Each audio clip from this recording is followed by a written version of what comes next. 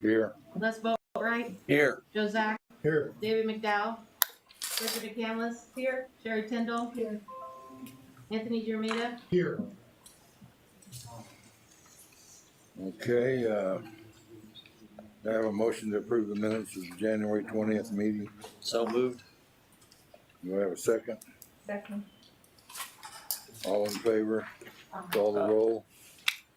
Larry Porter. Yes. Les Boatwright. Yes. Joe Zach. Yes. Richard McCandless. Yes. Sherry Tyndall. Yes. Anthony Jermita. Yes. Motion passed. Okay, to start with, we have presentations today.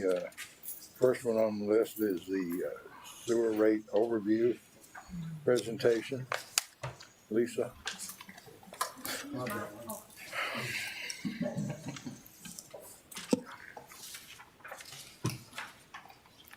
Good afternoon, everyone. Just wanted to take a couple of quick minutes to go over with the board just about sewer rates in general. Several questions. They seem cyclically come up. The three main things are, where do we fall compared to other utilities, other sewer utilities around us as far as rates are concerned? Why do we bill on a winter quarter or a winter average the way we do? And then the third question we get most often, and Dan's staff fields this more than anyone, is about that $12 environmental compliance fee that's on our bill. So just want to go through those things briefly with you. Just from a high level overview, these are basically the most basic components of what goes into our revenue requirement every year and what our rates are funding. So they're probably obvious, and I'm not trying to bore you. Personnel, reserve fund levels, which we'll talk about later, capital projects, debt service, vehicles and equipment, and operating expenses. Operating expenses, if you think about just our system, so just the sanitary sewer system is roughly 618 miles of sanitary sewer main and nearly 15,000 structures associated with that. We have 13 lift stations, probably 19 regional detention basins, and a treatment plant that treats 10 million gallons of wastewater a day on average and can treat up to 32. So when we say operating, that's the system that we're taking care of. So as far as diving right into where we fall comparatively, this is your visual. For those of you that, I like tables, so the chart I like better is next, but just for a quick visual reference, you see we're about high middle of the pack compared to other surrounding utilities. There's a pretty solid leap between us and then the next level up, and you can see they approach, Kansas City is almost $90 a month for sewer bill being the upper end in our area. Again, this is just the background table for that, but what this also shows you is that second piece of why do we bill on the winter quarter and is that normal? As you see here, wow, where'd it go? Virtually every entity we compare to bills on the winter quarter. That is the standard and the default. There are Raymore and Belton will allow you to be billed on the actual usage, but their default when they set up a customer, every sewer utility, the default is winter average. The logic behind that is simply people use more water in the summer for irrigation, filling pools, washing cars in their driveway and things like that. That water doesn't go into the sewer, so it's not really fair to charge people for that water based on the water consumption. So then the logic is when it's not warm enough that you're watering, when its pool season is gone and it's too cold to be out washing cars, that water that's being used is actually legitimately going into the sewer system and having to be treated. So those are the months that we look at to determine the winter quarter. And that number resets every year, July 1st. And then also the other calculation that we do here is we bill on the lesser of the winter quarter average or the annual average. So if you've got people that do use just low water throughout the year and that annual average is lower than the winter quarter, that's the number that they get charged for the year. And again, that resets every July 1st. And then just because it does come up with the $12 compliance fee, you can see the chart there on the right shows where we would fall without that fee. So if you just look at pure rates alone, volume and base fee, we'd be low middle of the pack without our environmental compliance fee. And specifically, that fee is now $12 per month per account. It started at $3 a month per account, and it stair stepped up. So for 2 years it was $3. The next 2 years it was $6. The next two it was $9, and now it's flatlined until it goes away when all of our bonds are paid for. And those bonds are the bonds that were specific to the consent decree that we entered into with the EPA and the state of Missouri in 2009. So that was about $90 million of work that we had to do to our system and to the treatment plant because of the estimated amount of sewage that was spilled in a year.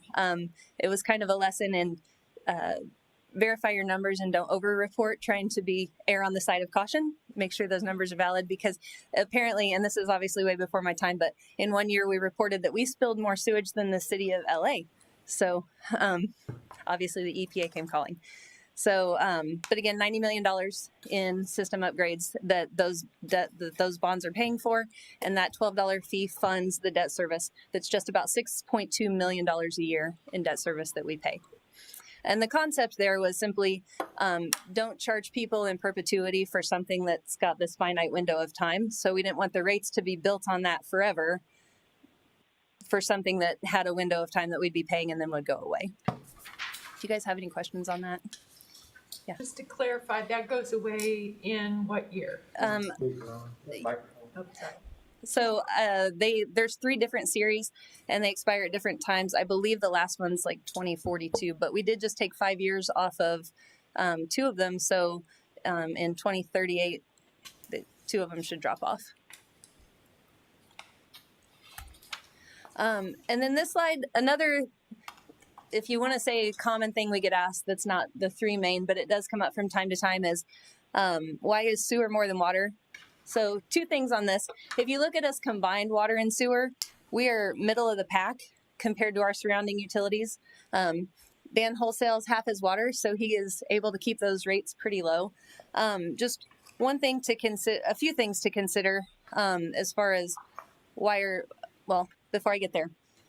Middle of the pack is exactly where you want to be. Low probably means you're not investing in your system unless you're in a point where you can wholesale, and that helps a lot. But if we were the lowest sewer utility in town, since obviously we're not wholesaling our product, that means our system is probably crumbling around us, and we're going to just end up in another consent decree. So middle of the pack means you're being efficient with your processes, you're reinvesting in your system, you're not the highest, you're not the lowest, but your system shouldn't be crumbling because you're taking care of it, which combined, that's where we fall. The other thing you can see from this slide is that it is definitely the rule and not the exception for sewer to be higher than water. There are a lot of factors that go into that. To me, the most obvious one is kind of consider the source. Water has, especially our water, comes from an underground aquifer that has natural filtration. It's a good product to start. You do some chemical treatment, and we have, this award-winning water. We are taking human waste and cleaning it basically to drinking water standards so that it can go back into the river and become drinking water for someone else. So the process that goes along with that is more expensive. We are more heavily regulated. We're one of the most heavily regulated industries out there. And then also construction costs. Water is a pressurized system. They don't have to worry about grade. They don't have to be that deep. They just have to be below the frost line. We are a gravity system by and large. So we are the deepest utility in the ditch every single time. We have to worry about slope. If gravity isn't sufficient to get slope, then we have to build a lift station to lift it up to where gravity can do its job again. So lots of infrastructure costs go along with that water systems don't have. Another thing would be customer mix.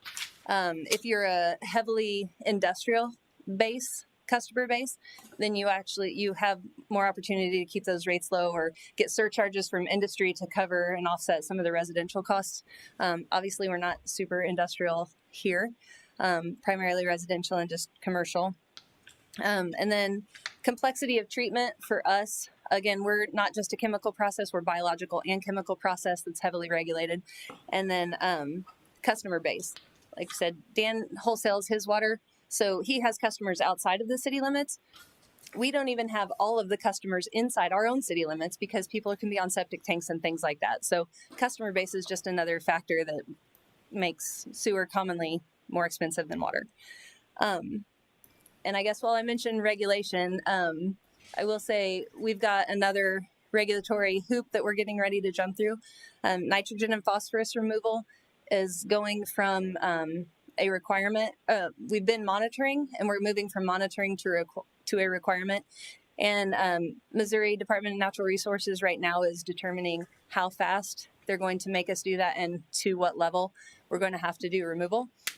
So probably in a CIP program very soon, you'll start seeing tweaks to our treatment plant to allow for those two things. Do you guys have any questions for me? Yes. I do. I've been getting texts from Karen and Lucy. Tell her hi. So, well, you can tell her hi. She's watching. Hi, Karen. She had a question about the $12 fee, Okay. and you said it was for 6 years. And then does it go away? Does it increase No, then? no, Do we look at it's it? not for 6 years. It's for the life of the bonds. So we still have more than a decade to go. Okay. But it started at 3, then stair step to But 6, it's flat, then stair step flat 9. at It's 12. flat at 12. Yeah. Okay. Mhm. And are there any other fees that are being charged besides that? No, there aren't. And in fact, that's one thing when you look at the differences between rates. I guess I should have talked about that. But when you compare utility to utility, it's not always apples to apples. For instance, we have treatment. Lee Summit doesn't. They're strictly customers of Little Blue Valley Sewer District. Has every entity in the comparison list entered into a consent decree? Because if they have, their rates are higher, I promise, or going up. Springfield's are going up right now because they're currently under a consent decree. Funding programs are another big one. TAP fees, like I'll use Lee Summit as an example because I used to work there. So Lee Summit funds all of their infrastructure upgrades, like for facilities, water towers, lift stations, pump stations, things like that. All of those are funded by TAP fees, not part of their rates. We don't have that funding mechanism here. Dan's TAP fees are very low on the water side, and there is no sewer TAP fee whatsoever. So that's another thing that isn't factored into rates that several cities have. A lot of them have, when I was calling to do this update, several cities have a CIP fund that's similar to our $12 charge that's paying bonds for us. They have a flat fee that pays for their capital costs. So that's just another thing to consider when you're looking to make sure we're doing apples to apples. Right. Thank you. Mm-hmm.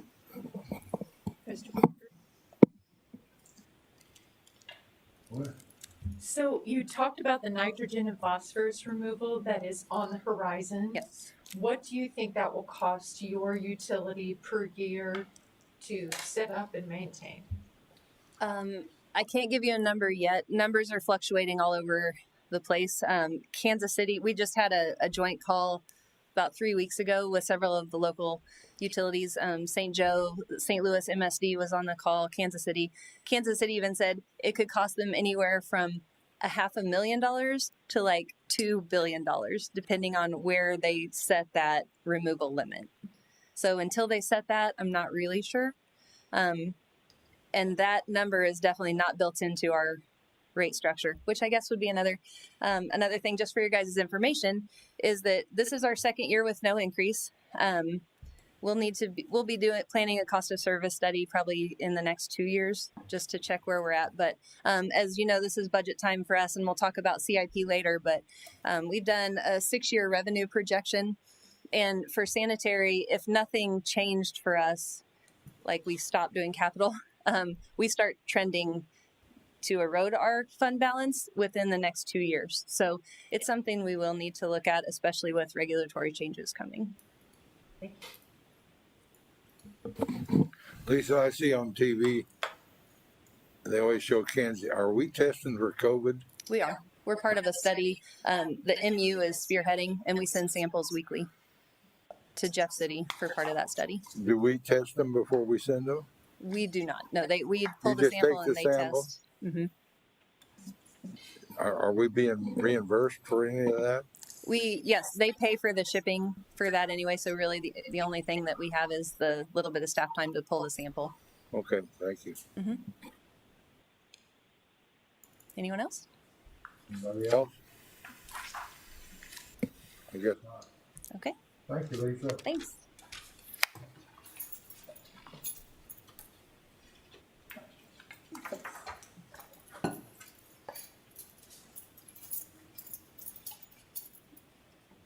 Okay, Jim, you're up, I guess, or you up, Jim? Where's he I'm at? up. Oh, there he is. On the new generation. I'm sure what you've all been waiting for, the presentation on the results of our RFP for new generation. As it says here, what we're asking for at this point is a letter of intent approved by the council, which will jumpstart a few other processes to get us towards an actual contract. But we're requesting your support in recommending the city council approve letter of intent so that we can proceed with negotiations with the winning bidder, who was Pro Energy Services, for generation project at Substation A, which is the Blue Valley site. This letter of intent, what it'll do is, like, picture you're looking for a new car. You've settled on you know who you want to buy it from, you know what model you want, but now you have to get into the really details of what options do you want, what's your final price going to be, all those details that have to come together before you actually sign on the dotted line. That's what we want to do with Pro Energy, and having the letter of intent will provide support for that as we move forward. Just to give you a little bit of background on how we got to this point. This is a historical timeline. You can see the line on the bottom. The ones that go up are the additions to our resources. The ones on the bottom are the places where we lost capacity, lost capability. And the blue at the top shows you what the effective changes are. And essentially, since 2008, we've pretty much just held our own. What advantages we got were lost by other losses. Now, built into this picture, 20 years ago, the plan was to build a new coal plant, but we waited. And 10 years ago, the plan was, well, we really can't do coal, so we need to look at a combined cycle plant like Dogwood, but we waited. And 5 years ago, well, we can't do that anymore either, so maybe we should look at some new combustion turbines, but we waited. And today we're now at the point where we don't have any capacity margin left, and any further losses we have in capacity, we must replace. So our goal is to do it in a way that's advantageous to us, not the people we would try to buy it from.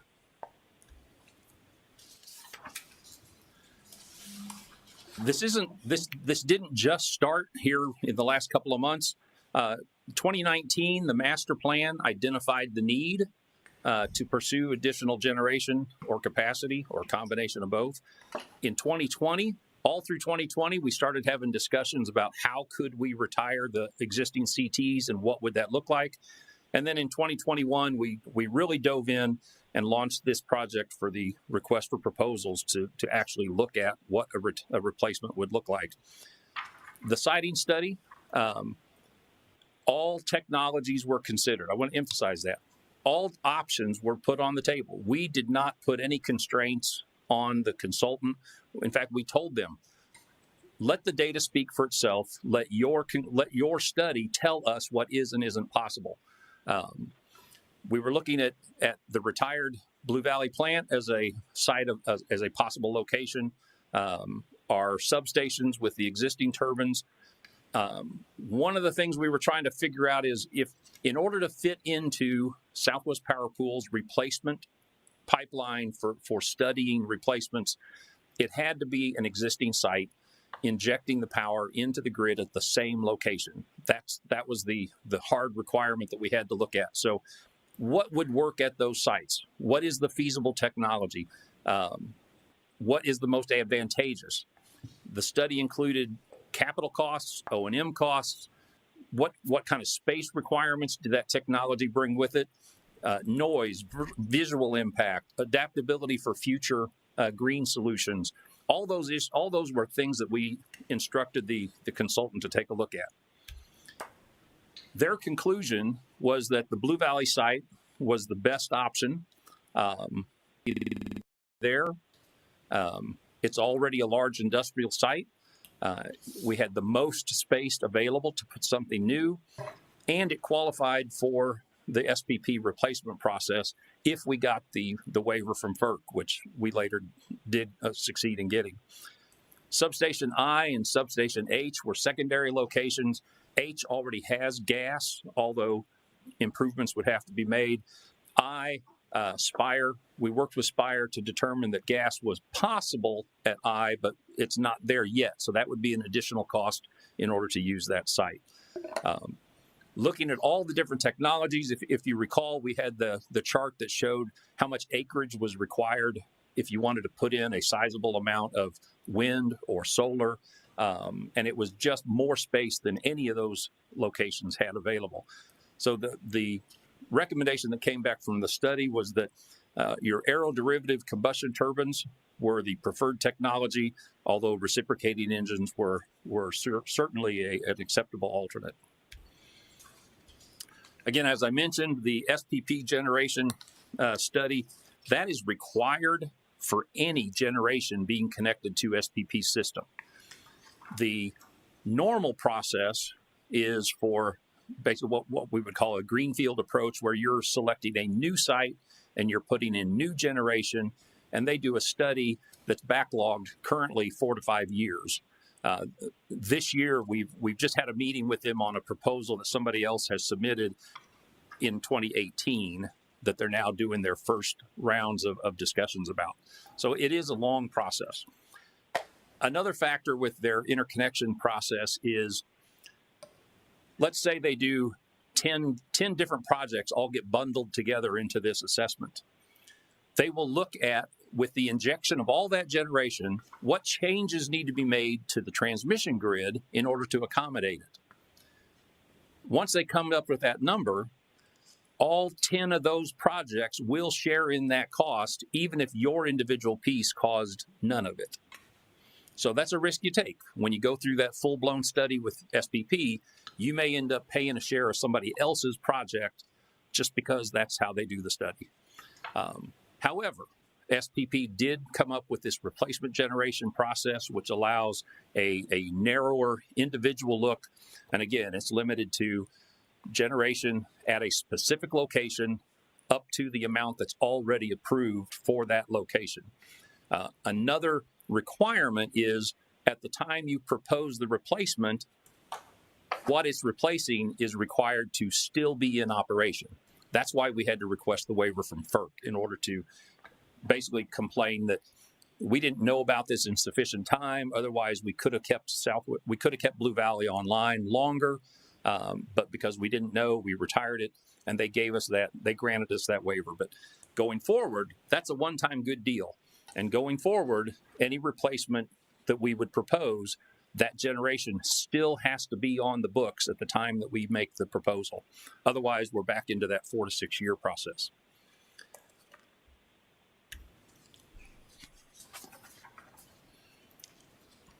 We started this request for proposal early last year, began looking at how we were going to do this. We got the siting study as a part of how to build the RFP, how to narrow the options. And even still, we allowed them a broad range. You can see here in our RFP, we gave them a range of 45 to 99 megawatts, 99 being pretty much the upper limit of what we could accommodate with the waiver that we got, 45 being the minimum that we thought was necessary to start replacing individual substation CTs. In there, we also requested that they provide all the performance data that we would need in order to do a full analysis of the life cycle cost of that proposal. What's the cost benefit? It may cost a little more up front, but if it has lower operating costs over its lifetime, it may be the better deal. So we wanted all the data necessary to do that analysis. There were minimum bid requirements that we put in there. We wanted 10 years of experience. We wanted them experienced with doing a full engineering, procure, and construct contract, not just here's the equipment, you put it together. We wanted someone that was experienced with doing the full life of the project. And we asked for 5 projects similar to this that they could include as a reference. We did analyze, again, we looked over the full life cycle of the equipment, basically a 30-year net present value to see what that was going to either bring to us or cost us over that time. Another important criteria was the ability to adapt to greener fuels as those become available. Over a 20, 30-year life of this equipment, I mean, we certainly know there are going to be technology changes. So we want to be in a position that we can take advantage of those.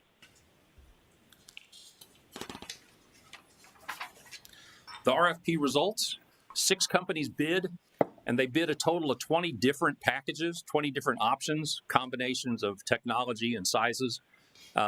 Those did include reciprocating engines, the aeroderivative turbines, and 1 large frame combustion turbine, which is similar to what we have at our substations already, but even bigger. We did a very intense scoring process to look at what those costs would be. One question was asked: how did we arrive at that market opportunity cost? We actually took the operating characteristics of each of these units, what their design operating parameters are. We put that into a analysis using the last 3 years of actual SPP market conditions, weather, load, transmission constraint, all the things that go into SPP's decision process. We put these machines into that scenario to see how often would they run compared to what we've got, and that's where we came up with the approximately $2.5 million of market opportunity. That's a conservative number because, one, we did not include last February. Most people, when you do a statistical analysis, you throw out the highs and lows as outliers and you look at what the norm is. That's what we use. So opportunities like last February, which some experts tell us are going to happen more frequently, those would provide increased opportunity. Hotter summers would provide increased opportunity. It also doesn't include the other reasons why SPP might call on a unit. There are times when it's a beautiful day outside. We don't have any information of anybody else in our area being offline, but they'll call on even our oil units to run for 4 to 6 hours. It's either a congestion issue on the transmission grid. Maybe it's they need spinning reserve. They may have a regulation issue that they need to have somebody else run. But those represent additional opportunities that are very hard to predict. So we just stuck with just the basic market data. We had 6 members on our evaluation team to review all of this, and we included the same engineering firm that did the siting study. We used them to help us to analyze that data and to make sure we had a thorough understanding of what was being offered.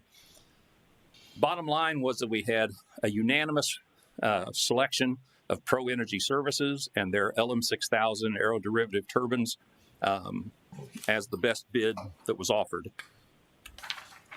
Here you can see a tabulation of those different scenarios. You'll see the Pro Energy Services has the lowest.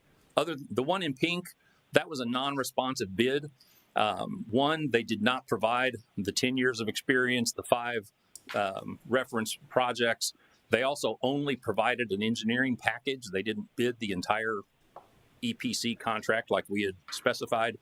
So their price is a little lower, but it doesn't include everything that we had asked for. If you'll notice the pricing column, FP is fixed price. Everybody else is what's called indicative pricing. Basically, they built in an escalation.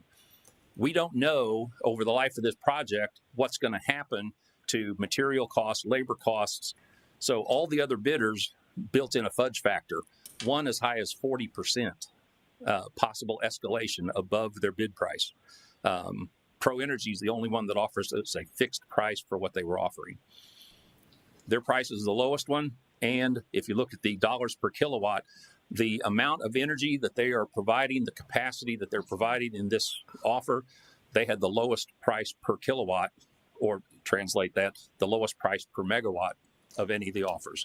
So they unanimously they were the selected as the winning bid. Again, we wanted to make sure that we were giving independents the best options that we could. So we went back and looked at how does this compare to all the other resources we have?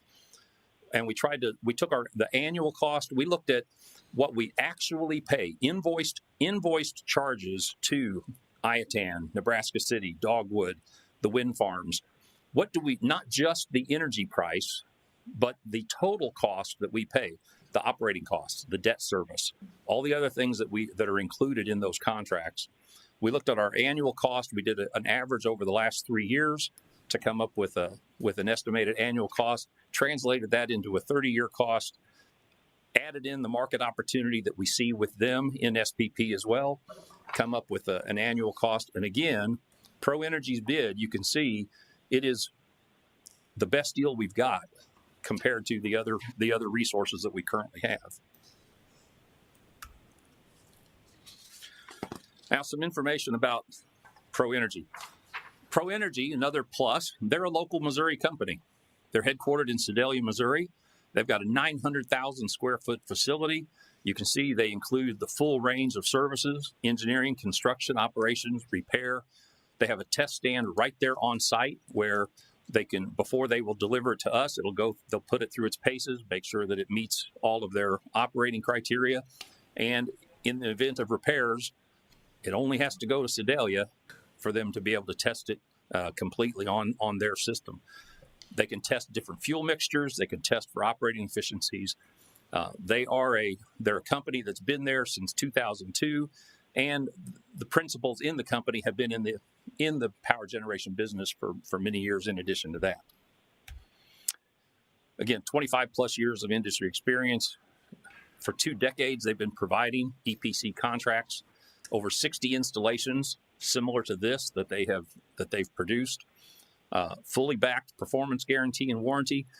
This is remanufactured, but as we've discussed before, this isn't like buying a used car. This is like the jet engines on the airplanes you fly on every day. When you get on an airplane, chances are that engine has been rebuilt, maybe even more than once. But you put your life in the hands of those engineers and those manufacturers to rebuild it. Pro Energy Services takes these units, they literally strip it down to its most basic components and rebuild it and guarantee it at 0 hours. So it's like you're getting a new unit from them as far as the guarantee and the warranty. Their solution, it's a complete modular power package. They offer they will supply all the different components necessary to put this into operation. The core of the engine itself is about the only thing that's kept. Everything else is rebuilt, and all the balance of plant, all the auxiliary systems that go into supporting that operation, those will all be new equipment. LM6000, that particular aeroderivative engine, there's over 40 million operating hours for that design, over 99% operational reliability, and over 98% availability. They're well-built machines, and they run well, they do the job, and they keep on running. It is black start capable, which means in the event of a power outage, we can start that unit independent of the rest of the grid and then begin selectively restoring power to our residents and our customers. It's already capable of using up to 35% hydrogen. As technology improves, we expect that would improve as well. Now, understand at the moment, there isn't a economical source of hydrogen. Right now, it's mainly produced by electrolysis, which for the most part in this part of the country is coal-powered or natural gas-powered. It's not yet an economical source, but we certainly expect that over the life of these units, that will improve. They have a robust supply chain, long-term sourcing for their parts and components. So they projected that they would be able to continue to support us through the life cycle of these units. And again, this was part of our bid requirement. We gave them the timeline of when we needed to have this in operation, and part of their bid is they projected a schedule where we would be online by summer of '24. Now, again, that does assume that we move forward here without a whole lot of delay. Now, big question everybody has is, well, what's that look like financially? We did work with finance department and our financial advisors, PFM, and just say, what does the current bond market look like? And with an average of 4.5%, 30-year bonds, you can see 70 million would be about 4.3 in annual debt service, and it goes up from there. Just to give you an idea of what obligation we would be signing up for if we pursue this offer.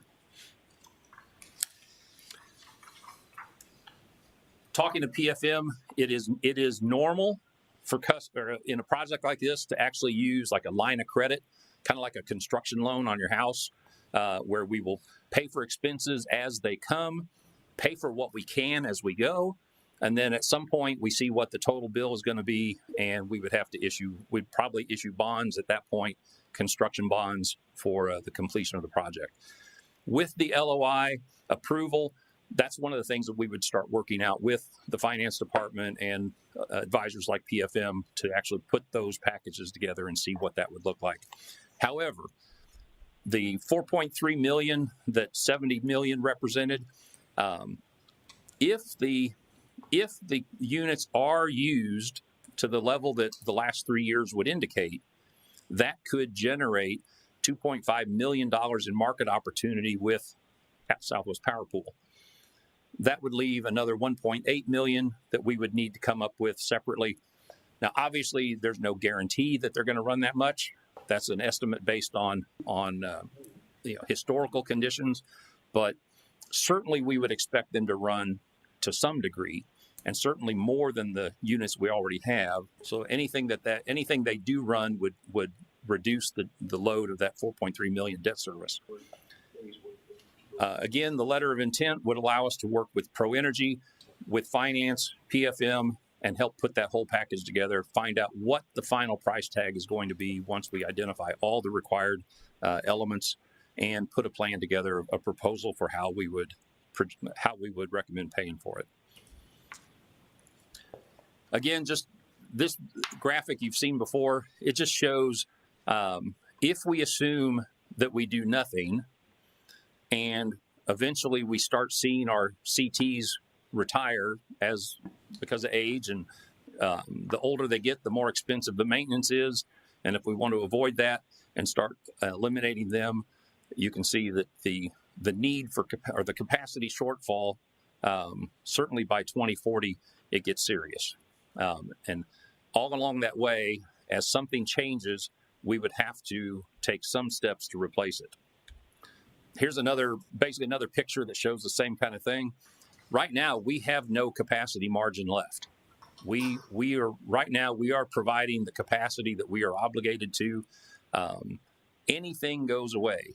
If a CT breaks down and we make the decision that we can't repair it, we must replace that capacity. If a contract were to expire with the wind farms or Oneida, we would have to replace that capacity. Somebody asked, well, why do this now? Well, the answer is, you see, in 2024, we bring this online. That then gives us margin so that we can make decisions about whether or not to retire a CT. We can make decisions about what's advantageous for another contract. We can go out where we're in the driver's seat rather than somebody else recognizing that we have no choice. We would be able to drive a better deal if we know we have options than if we don't. So this picture here, and the other thing it shows is, what are some of the things that could happen in the future? Well, we could, because there's a lot of it being built out there, we could pursue another contract for wind. We could look at a battery installation. All of those are things that are still developing from a technology standpoint. Wind, unfortunately, in order to get a significant amount of capacity, you have to actually purchase a whole lot of generation. So 3 megawatts right now our 50 or so megawatts of wind that we have contracted only gets us 3 or 4 megawatts of capacity. So to replace a substation, which right now our substations represent roughly 30 megawatts each, to replace 30 megawatts of capacity, you've got to get, well over 100 megawatts of wind at what cost? And currently batteries are not dispatchable. That means that you can't just depend on them 24/7. They've got what they've got, and once you've used it, now you have to charge them back up. So those aren't in the picture, but certainly we could position ourselves where we could take advantage of that as the technology improves. The rest of that is, again, just options that we would have available, options we could pursue with the margin that this new installation would give us. So the recommendation from staff is that we get the LOI approved by council, and that we march forward with the process, negotiating with Pro Energy, and then come back to the PUAB and council with an actual contract here in the weeks ahead. There's just a few pictures for you there. Any Thank you. questions? Jim, any questions? I do. Thank you, Director Naylor. Have you done any business with Pro Energy before? We have not.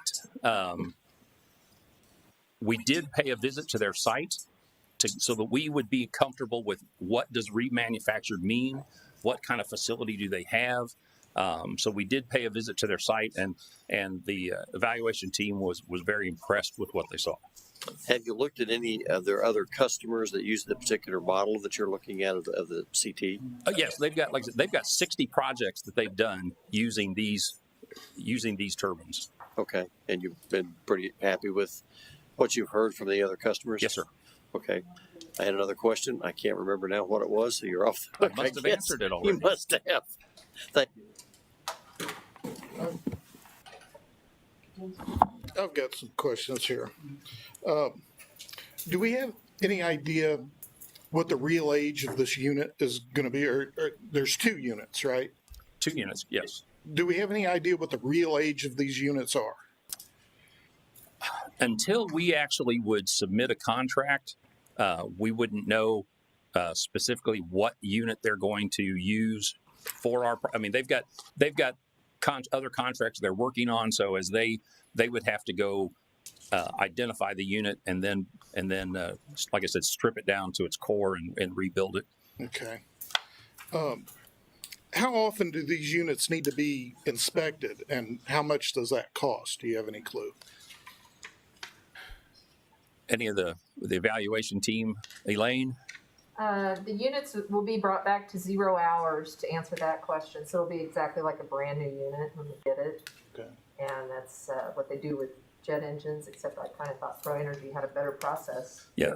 And again, the maintenance schedule is based on number of starts and hours of operation. It's hours. So yeah. 25,000 hours is one set of maintenance. Okay. And that's like 1.6 million, and 50,000 hours is another set of maintenance, and that is 4 million.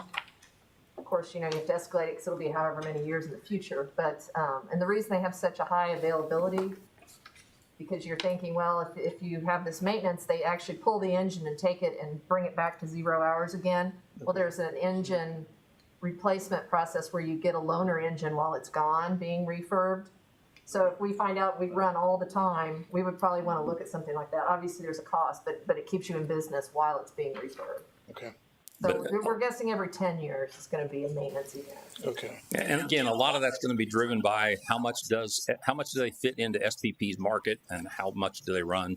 Right. The more they run, then the sooner you would hit those maintenance targets. Just like in your car or other equipment that's time based. Yeah, Yeah. based upon the 30-year analysis, we were told, how much they'd run, and we built that into the cost. It's like, okay, it runs that much, now we have to spend $1.5 million to rebuild it. Okay. So to add to that, in the cost comparisons that we did of all 20, we included maintenance costs. That's built in. Right. That was built in. Yeah, the operating and maintenance cost, the annual operating maintenance, that was built into the evaluation. Okay. What, Jim, what kind of warranty is on it? Did I miss that? You had a warranty on the, They do have a full warranty on the equipment. I don't know exactly what. I can't tell you what it was. 1 year. Yeah. 1 year. One year? Same as new. Same as That's new. all you- The same warranty that GE offers on a brand new product. And one Okay. thing I thought was interesting in the shop, they actually overcoat the blades more than what the OEM does. And they say they do that because they're providing the warranty. So why do they want to possibly have a failure? So they kind of give a little extra in the shop so that in the field, it might avoid some issues. And that's just for heat. But that's just one example of some of the things that we saw that they do that I thought made good business sense for them. So for anyone that listening that may not have heard, Elaine said this manufacturer actually overbuilds even more than what GE does on the original product because they are the ones backing the warranty. Dr. McCandless, you had a question? hey, yeah, I do. So when you think about the financials, so let's assume you don't have the $2.5 million in market. So our annual debt service is going to be around $4.3 million. We're already below our reserve minimum, so I'm just figuring out where does that money come from? Are we going to have to do a rate increase for our customers? Do we run our reserves down to zero with consequences that come with that? Well, we're currently engaged in a cost study or a financial study of the utility to see where we stand. We will follow that with a cost of service study to identify even better, exactly what are the costs that we're trying to cover with our rates and our different fees. Working with finance, PFM, that's one of the things that we'll be working on going forward is as we identify what the actual cost of the project will be, is what options will we have to pay for it. With the bonds, obviously with the sewer bond, they had the rider on the bills that was a specific line item. You could go something like that. We would be looking for ways that we would not impact rates. And with the Fed getting ready to start increasing interest rates, cost of borrowing is going to go up substantially. So you've kind of accounted for that in your cost estimates? Well, we use with PFM, we asked them, in the current market, what is that cost of financing? And that was they had 4.3%. So you can anticipate that cost of financing would go up as rates go up. Okay. Based on no one knows what the Fed's going to do from 1 week to the next, but if it does go up, then that would impact that, of course. At what point do you have a kind of a public meeting where we present this to people to let them know, hey, P.S., you're likely to have a $5 rider on every month or a $20 rider on every month, just because we're getting ready to spend a whole bunch of money. I want to be sure we have the opportunity for the public to ask you questions. Well, all PUAB and council study sessions are public meetings. And we've been presenting this for 2 years now, getting ready for it. Hopefully people have been paying attention, but we will come back to the PUAB again when we're ready to recommend a contract. We will come back to the PUAB at that time. And we will also do the same with the council. So there will be presentations where people will have full access to that information. So if the public wanted to have some input or be able to do that, they should do that at the city council, because, we don't have a section for public question here. Well, there, if I may, sir. So I believe there's a mechanism for individuals to sign up and speak at PUAB meetings. I think the rule is a week in advance, and they can come speak here. And of course, city council meetings at the start of the meeting, there's always a kind of a speaker's platform. So anybody who wants to come in and weigh in on a specific item can certainly do so. I would add that we've certainly enhanced a lot of our utility communications over the last month or so with the addition of a staff member. So publicizing what's going on here, I think you see some of the results of that right here in some of the materials we're generating, and getting more information out is part of our goal, and communicating more about what's happening, what people can expect is certainly part of what we're trying to do. And I might also say that there are other groups outside who are closely paying attention, and they don't hesitate to put it out there where folks can see it. There's several different community groups, groups like Indie Energy and others that are paying close attention and making sure that they publicize it as well. Are there state or federal permits that we're going to have to move forward, or once you get the FERC, you're good to go? No, we do have to. We will have to work with the Department of Natural Resources here in Missouri for the emission permits, and our environmental staff are already looking into that, and they know where they need to go to launch once we have the data for the final data for the system.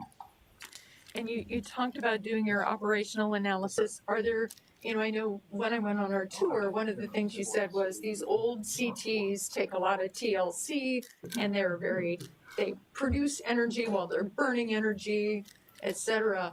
Do you see any operational savings? Oh, absolutely. These units are far more efficient than our existing CTs. So that's why where currently our CTs may only see a small percentage of operation, I think 2 to 4% of availability is where our current units are.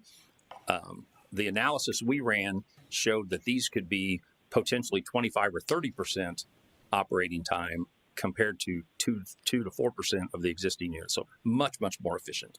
Does it cost you do you have to bring on new staff or train new people because you've got new equipment? Right now, we don't anticipate having to add staff. What may qualify that is if they end up running a great deal more, including off hours and weekends, then we may have to look at schedule changes with our staff to accommodate that, and whether that would require additional, we'd have to take a look at the time. But right now, as far as operating and maintenance, we don't anticipate any additional staffing needs.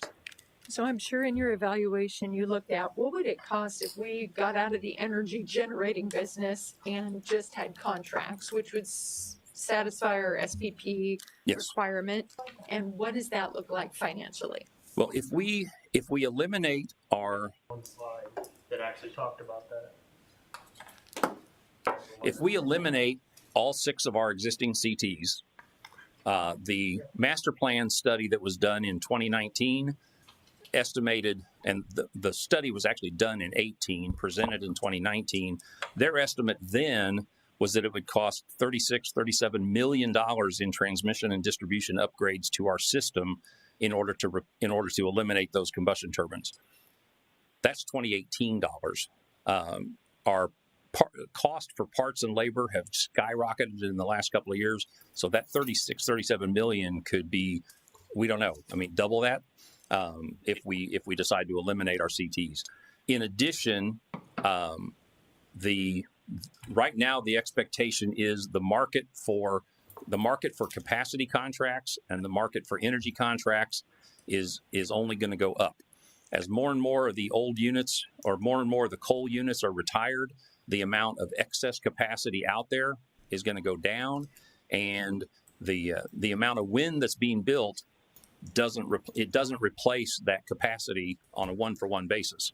So the capacity contracts, we expect that those would increase more than the cost of the ones that we've got now, and that's on top of the 37 million that we would have to pay for transmission upgrades. Thank you very much. You're welcome. Any other questions? I have some, Mr. Chair. Go ahead. Thanks. I have a question about carbon. Are you ready? Certainly. How much? If we make the 2.5 market producing with this item, how much carbon is that? That I can't tell you. I mean, natural gas is less than coal, less than oil. So certainly being able to replace generation from coal and oil, natural gas is a good next choice.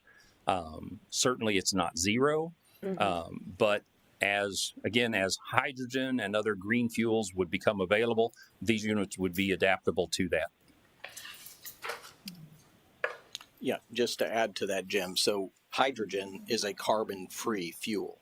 So Right, there we would don't be have that. No CO2 emissions. We don't have that. Correct. But the units that we are considering purchasing are technologically right now capable of burning 35% hydrogen, and they're Yeah, working I hear 100%. that. So the problem there is just the fuel source. Hydrogen is not readily available. However, the units are right now capable of burning. So. Yeah, I understand that. One of the questions that I've seen floated on social media or comments is, here we go again, latching ourselves to fossil fuels for another 30 years. Well, this is the best option we've got.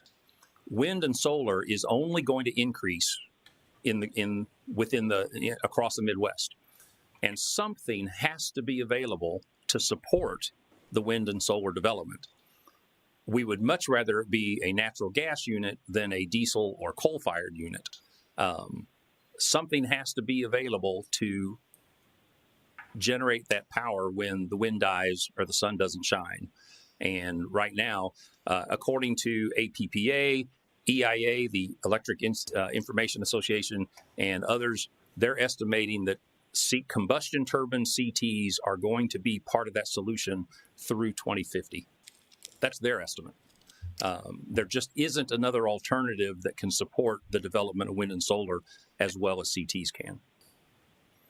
So I appreciate your answer, although I would really appreciate that we had a knowledge of what kind of quantity we're talking about for the average market, the production that you plan on seeing. And I especially would like to know that if there's down the road a carbon tax put on production, and if the city decides to continue generating, what our ratepayers are going to be responsible for. All right, we will we'll see if we can get an answer for you. Thank you. Is there an option for only having one instead of two refurbished and then putting them in over time? And I mean, I understand your 36-month window. Certainly, in fact, that's why when we put out the RFP, we gave them a broad range of options. If we went with less, certainly we could do that. However, we'd lose the option to replace that generation later at Blue Valley. We'd be back in that 4 to 5 year study cycle. So in order to get to take advantage of the window that we've got and to give us that 90 megawatts or 86, whatever the number is, in order to get that cushion to carry us through the next 10 years and make these other decisions down the road, staff recommends that we go with with the 2 units. Any other questions? Jim, I have just a statement. You stated in the early part of the presentation where we didn't do something in 2018 or whenever it was. And here we are now at a point where we're going to be without power or without units if we don't do something.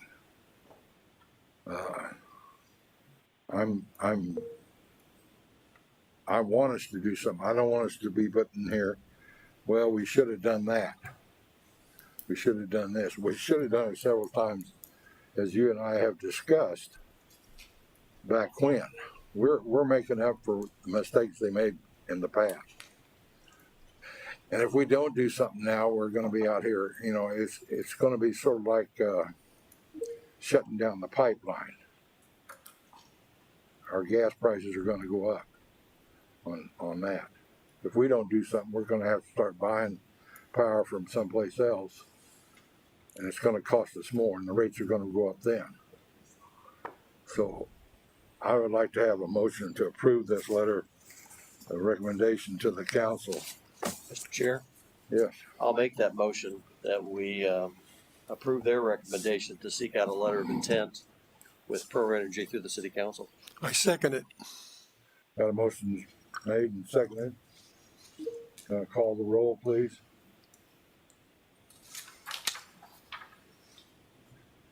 Larry Porter, Yes. Les Boatright, Yes. Joe Zach, Yes. David McDowell, Yes.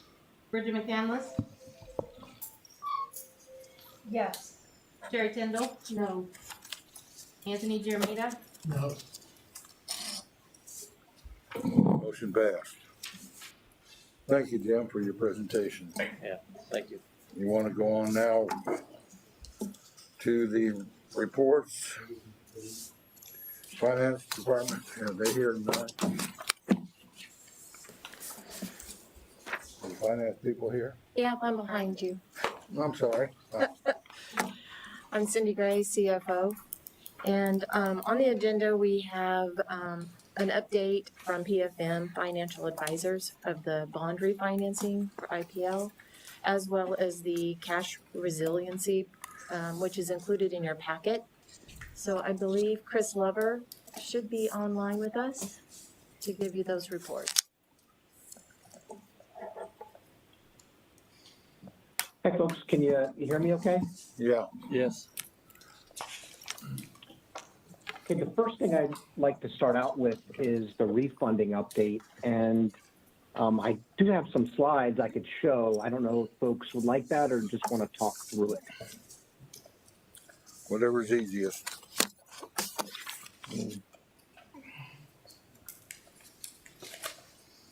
Let's see if I could share my screen.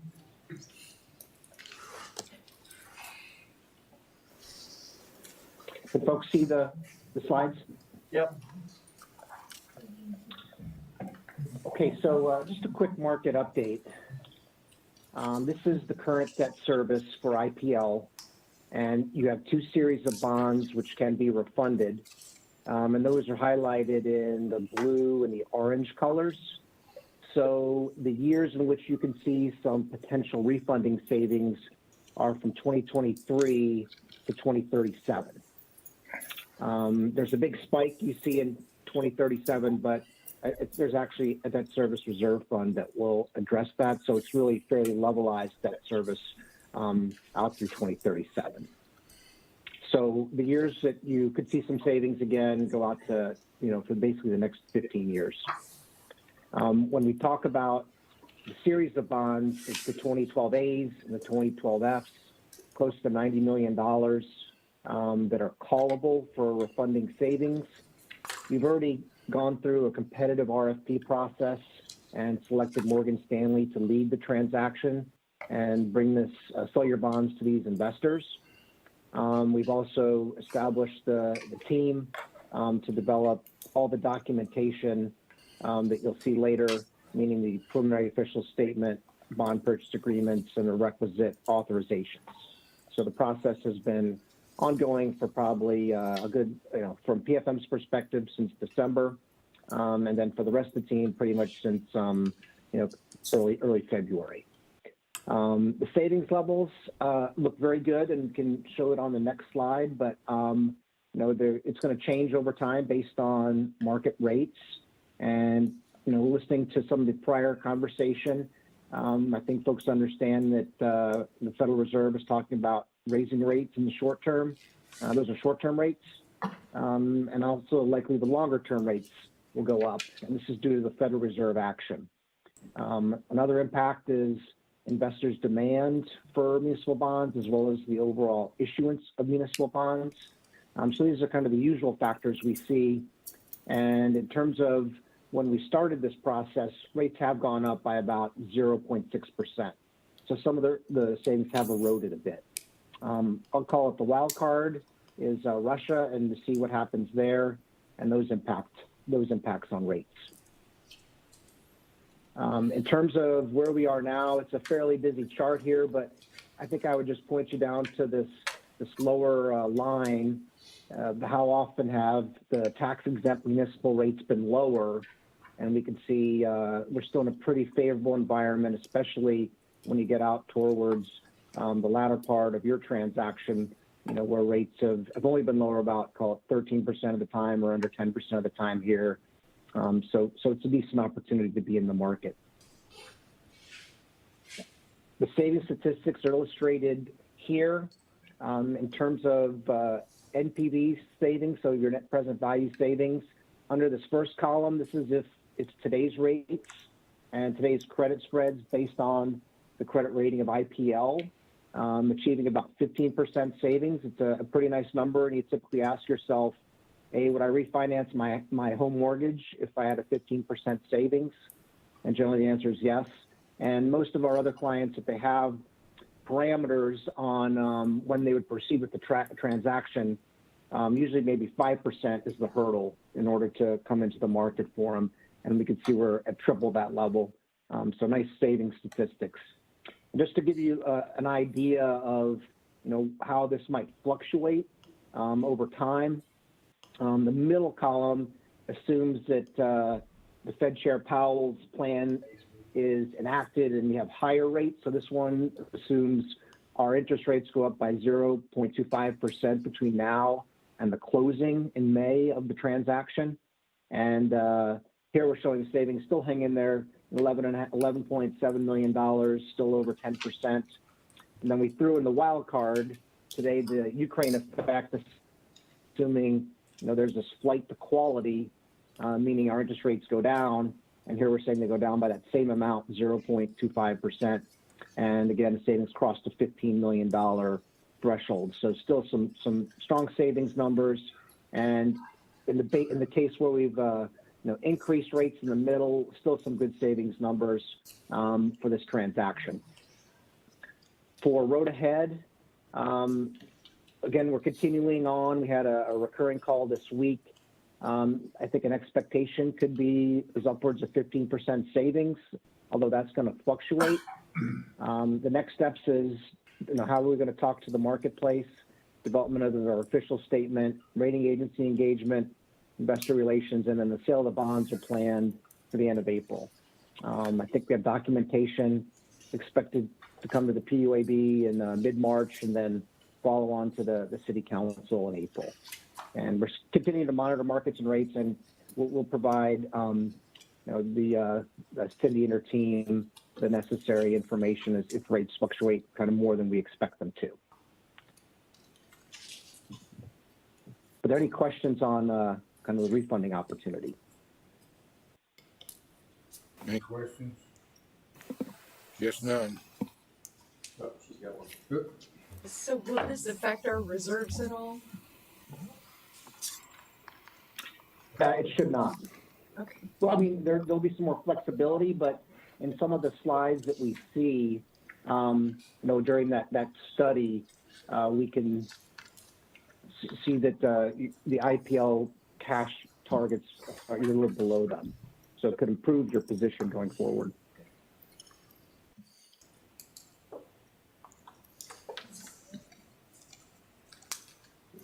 Is that it? That's it for the refunding opportunity.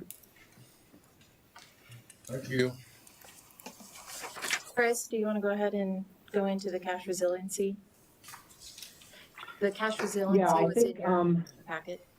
There's a lot of information in your packet about the cash balance or the cash resiliency study that PFM did across the three systems. And I guess to summarize, we started this cash resiliency policy with IPL, then we also looked at water and WPC. And when we did this, it was really the start of the pandemic. So the COVID pandemic was influencing a lot of the risks that we perceived. There were a lot of unknowns. And I'll share a summary slide that we just put together. And hopefully folks can see that. Not very well. If you could let me know, I sometimes lose the conference room when I share my screen. Can you zoom in just a little bit, Chris? Yeah.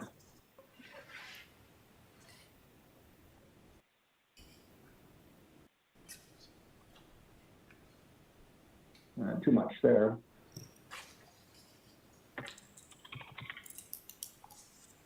that good? Yes, that looks much better. Okay. So really what's changed since we started this whole process, and if you remember, the framework is we look at, what is the risk that your revenues won't materialize? What is the risk that your expenses will come in too high? And how do we set aside cash to address that uncertainty and those risks? And then we had certain levels of cash, we said, for a lot of these categories where, well, this might not be a big risk. Let's have less cash. Let's have a middle of the road approach. And then let's say this could be a big risk. Let's put a lot of cash against this potential risk. And because of the COVID environment, we put a lot of those things in that bucket where it said, let's have more cash because we just don't know what's going to happen with COVID. So that bottom box there, what's changed since the prior reports? Well, we're living with COVID now. And, our initial study said, let's have more cash to address the uncertainty. What we're finding now is that a lot of those fears about economic slowdown, loss of large customers, unemployment rates, they were very impactful in the near term. For example, I think you guys had an 8% reduction in some of your sales, and unemployment rates that approached 10%. They're very short-lived. So what we're saying is let's move that back to a more moderate level of risk, or reserve less cash for those types of risks. We did say that interest rates are going to be zero, so don't rely on any interest income. And now it looks like interest rates are going to go up, so we could take more risk in that area by reserving less cash against that one particular risk bucket. And I will say the other thing we've noticed is that there's been significant volatility in natural gas markets and power markets. And as you saw in February, as what the general manager alluded to, where we had the winter storm come through and the overall impact, we saw some really big swings with power prices and with natural gas costs, which I'm sure you're well aware of. So some of the expense risks, we still kept at a more conservative binning level because of this uncertainty of hedging natural gas or how you're going to deal with shortfalls in the power market. So that's kind of the overall summary. It's on the bottom there. And then when we look at the top slide here, we put in the prior target. So this was from the start of COVID. We put in the updated target and then showed you the difference. So in the aggregate, PFM's recommendation for this update is to move lower by about $19 million in the aggregate across the three systems. You can see the biggest one coming in is IPL, down about $14.5 million. So that's, and then you can see what the impact is for water and WPC. But that was applying that methodology of less risky because of more COVID. We're living with COVID, but still some concerns about natural gas and power prices.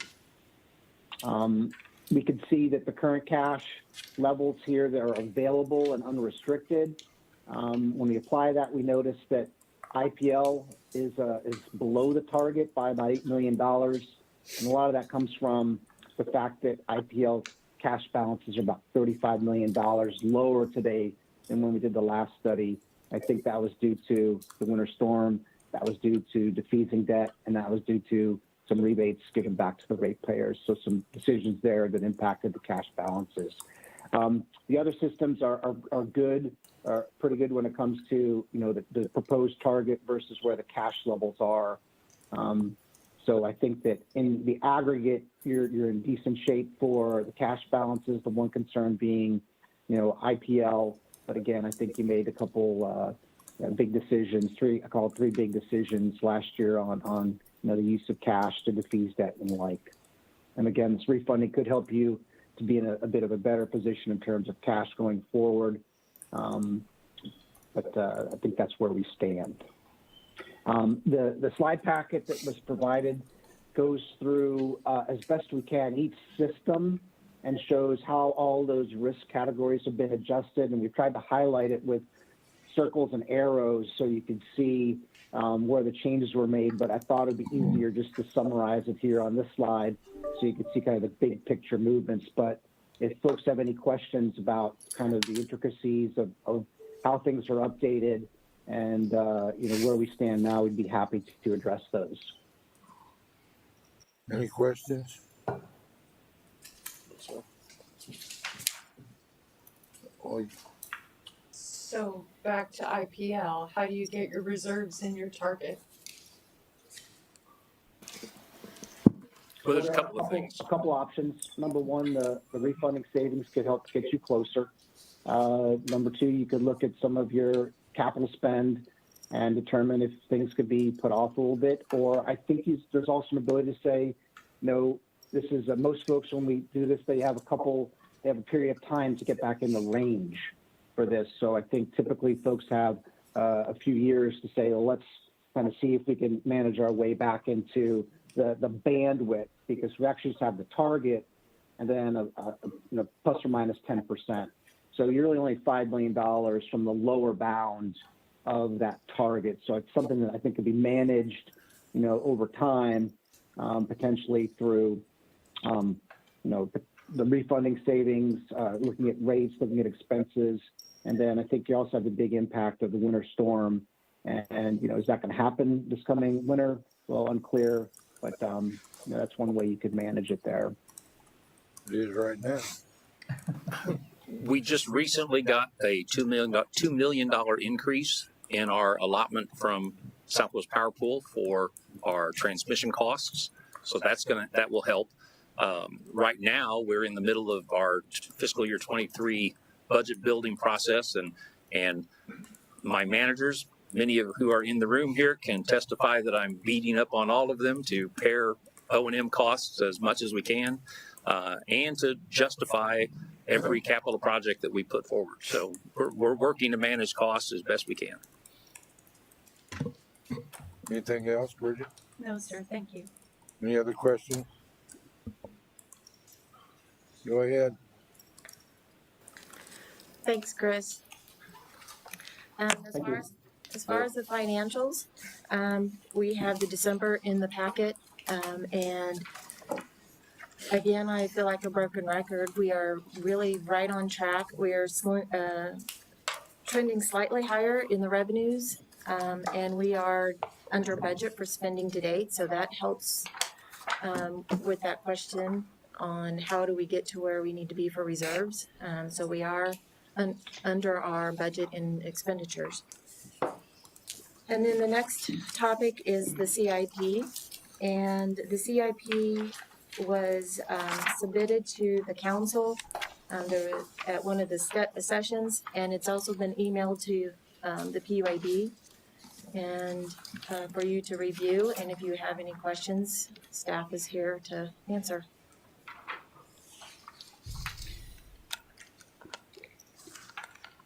Any questions? Anything you didn't expect that are surprises, or everything was like right on your 5-year time frame for where your capital improvement marches out?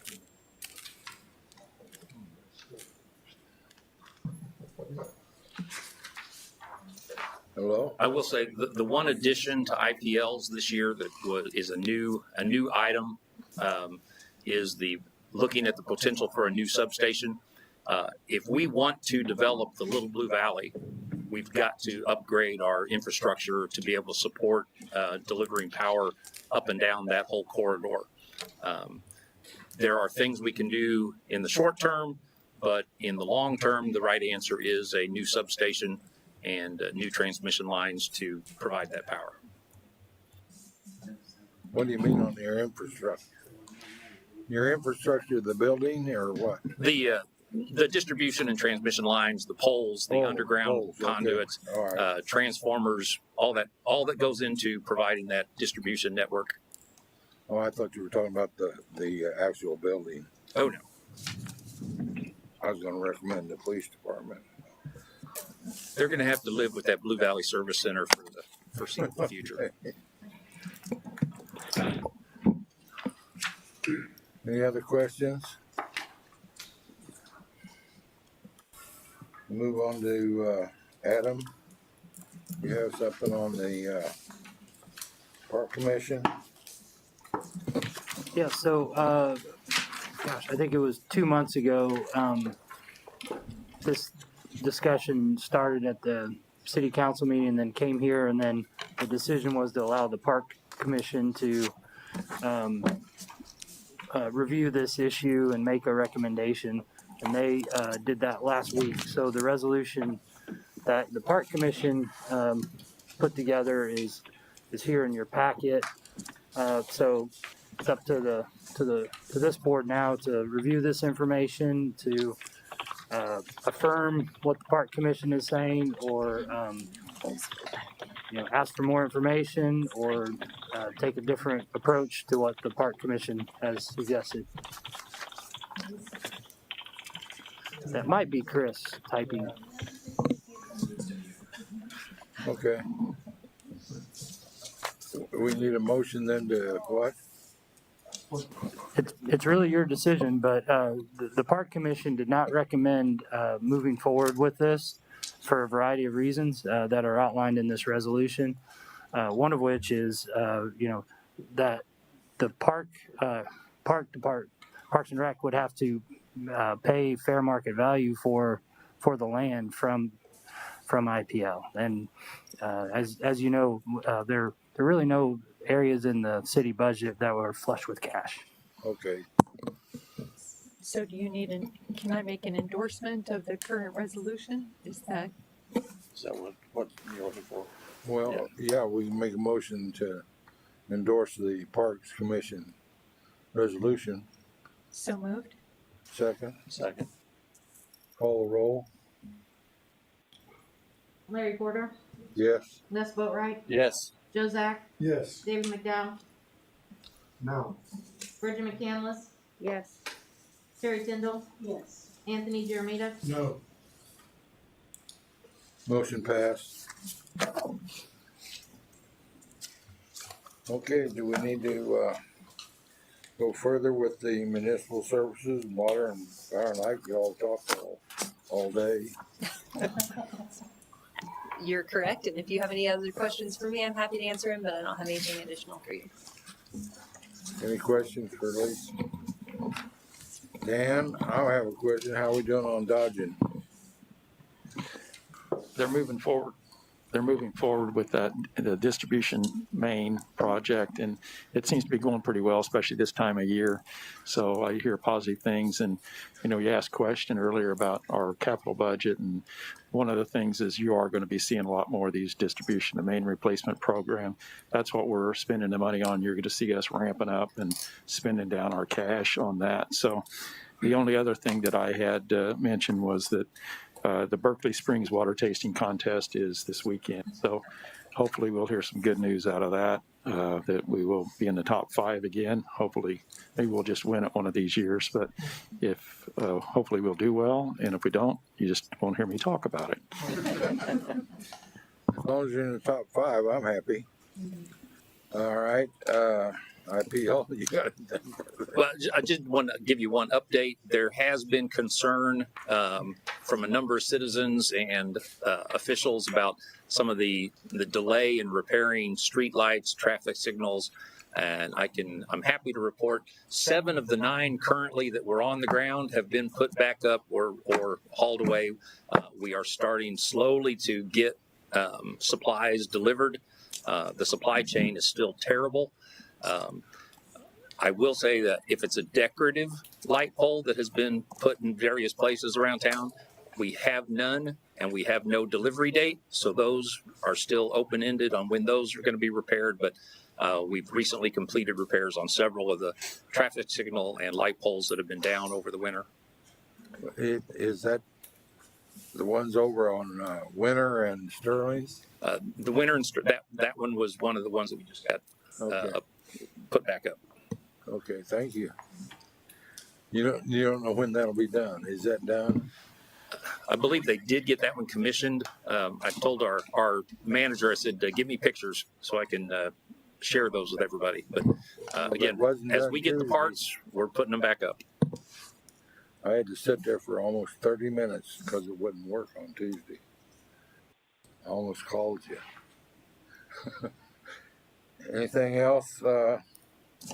Upcoming items? Any more action items we need to address? Adam, is there any action?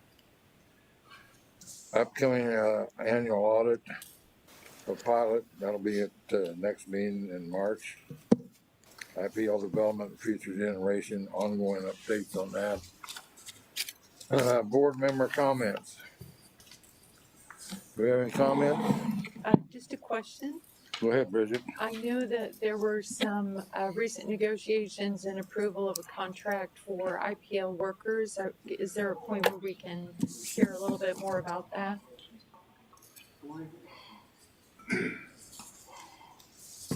So I could present some information at the next meeting, or I can kind of run down things now, however you prefer.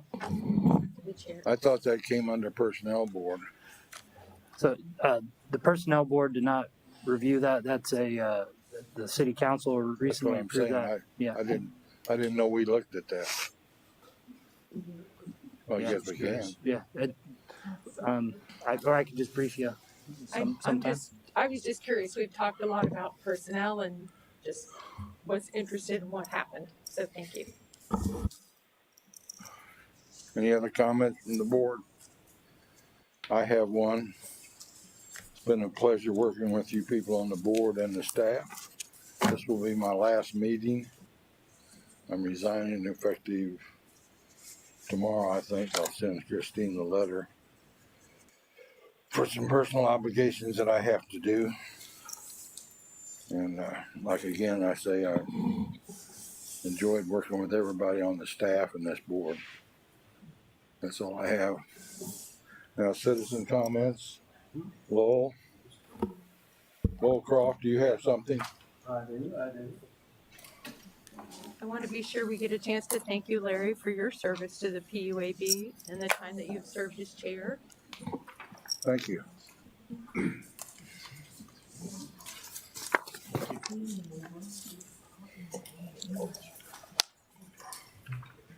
Christina, is this a 5-minute thing? Yes.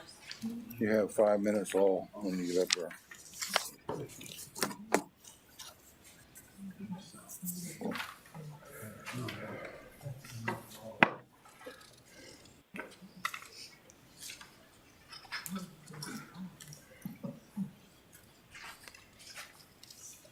Good afternoon. My name's Lowell Croft. I'm a longtime resident here in Independence. I live at 4319 South Brentwood Street.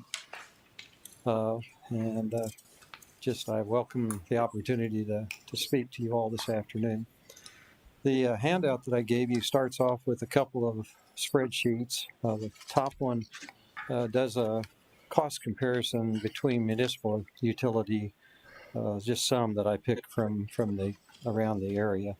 And the big red line across the top basically shows that Independence at IPL, costs, electric costs are still the highest in the probably all the Midwest, but definitely on that sheet. And the next sheet is more of the some of the area, Evergy and Empire District. So just for reference information.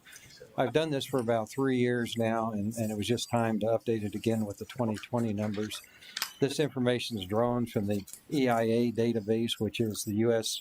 Energy Information Administration, and all of the utilities are required to report on a monthly basis, and then they finalize it. It usually takes them, like the 2020 numbers just got finalized in October of 21, so that's almost a year behind in information, but it's still a good study and a good comparison, I think. And if you go back, there was a presentation made by Finley Engineering back in August of 21 that did a rate comparison study. Their study was 96 pages long, but when you get down to the brass facts, their numbers pretty much match my numbers as far as what I pulled out of the database. So just so you know, I'm not making these numbers up. And included in your packet there is a page out of the instructions that EIA publishes to all the utilities, and I've highlighted a portion that says what's to be included in the reported sales numbers, the dollars collected, and that includes everything, including taxes, franchise fee, or in our case, the pilot. So just so you know, that that's what's required to be reported. So, so that's that. Also, I've included a page that's a list of the industrial rate customers for IPL. And I don't know, I've reported this before, but most of the new members probably haven't seen this. But it's basically, and this was provided to me by, Jim Nail's department. So, but it just gives you an idea of who the industrial customers are. Some of them make sense. Some of them have never made sense to me. I don't know how they got the industrial rate to begin with, but I give that to you just for your information and for you all to, maybe question why some of these entities are getting an industrial rate. So just thought it might be good information for you to have. The last thing that I included in the packet today that I sent out was about the municipal rate. And the municipal rate initially was going to be set at 5 cents a kilowatt hour. And me and some others, kind of raised a stink about that, and it got bumped up to 8 cents a kilowatt hour, which is good. But if you go back to the city charter and the Bondurant decision, it really talks about it being based on the industrial rate, which my question has always been, why didn't we just make it the industrial rate that the city pays instead of coming up with a whole new rate? And I think it's kind of obvious to me that so they can manipulate it and give it to certain customers if they want to and things like that. But I just put it there for just kind of a reminder for everybody to know about that. Sarah Carnes actually, wrote a letter concerning the municipal rate and the legality of it and so on. And it did kind of emphasize that it was supposed to. You got 1 minute. Thank you. That it was supposed to be based upon the industrial rate, but in her letter she said it was that she thought it was apropos to base it on the large customer interruptible industrial rate, which is absolutely the lowest industrial rate. And I don't think the city really is amenable to having their power cut off.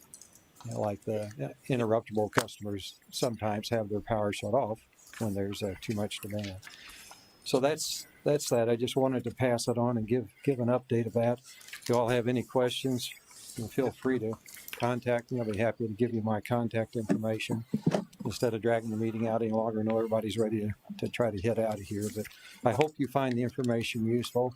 And if it's something that you don't find helpful, let me know that too, and I won't waste my time, because I'm sure me preparing these charts for free was a whole lot less than what Finley Engineering charged to prepare their charts, their 96-page report. So, Thank you, Laura. Thank you, Laura.